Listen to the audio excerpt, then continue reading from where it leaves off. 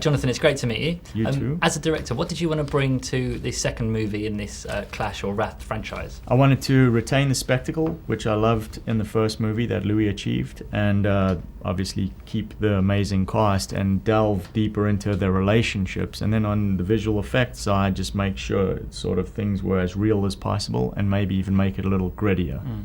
So you say as real as possible. Are you heavily involved in what things look like as well? So obviously the VFX guys are responsible for that. How much say do you have in exactly how you want things to look? I'm very hands-on when it comes to that stuff, but I had a great partner in Nick Davis, the visual effects supervisor. But I'm very hands-on and particular about the effects and what I mean, my opinion of what looks real on film. So is that ever a struggle that the technology these days isn't able to achieve exactly what you want to look, or are you there's always compromises, and you want to keep working on a shot, but reality means there's not enough money or time to do that.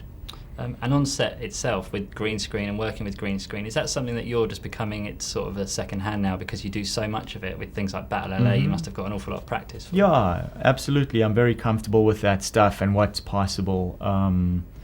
And I love it. I do love it. It's a lot of fun for me because I love being able to create things that aren't possible just in camera, but at the same time the fun is to go to different locations with a movie like this and shoot as much practical as possible.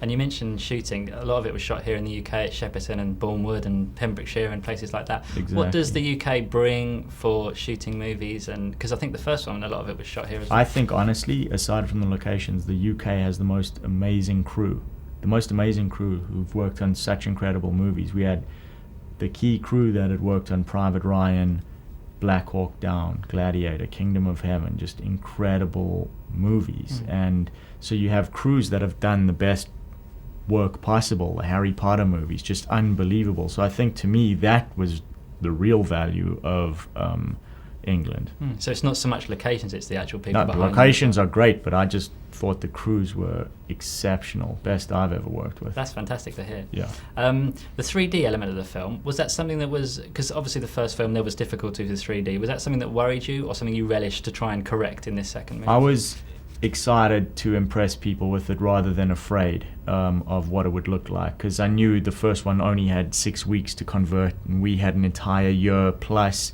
planning everything in 3D, plus having a stereographer, plus conversations with Jim Cameron on the phone about what could work, what couldn't work. So we were very prepared going in to make the best possible 3D experience. Was there ever a decision that it may not be in 3D, or was it always going to be 3D? No, it was always going to be 3D. Okay, cool.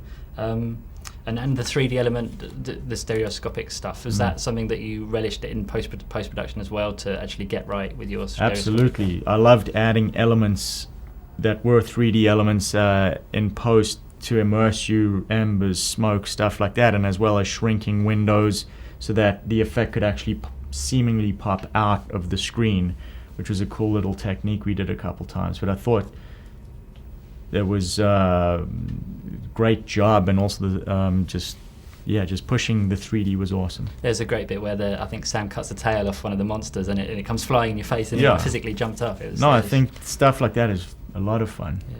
And working on set with these amazing actors, some veteran actors and some new actors, what was that like? Were there any anecdotes that you can tell us about that?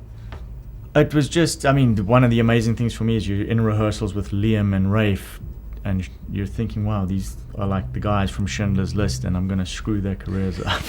But they're very generous sort of filmmakers, and it was great to ask them advice on how to do certain things and how to improve certain things in the second movie. So that was cool. Cool. And final question. I think Michael Bay's mentioned about this Ninja Turtle stuff, with the alien aspect of it. Are you able to expand on the alien aspect of Ninja Turtle movie?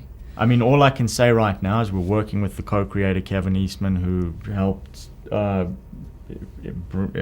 conceive the Ninja Turtles with Peter Laird. And the thing is, everything we're doing is tied into the mythology, and every single thing we're doing I think fans will love, and no one is going to be upset with what we come up with. Awesome, cool. Well, it's been fantastic to meet you. Thank you so much for your time today.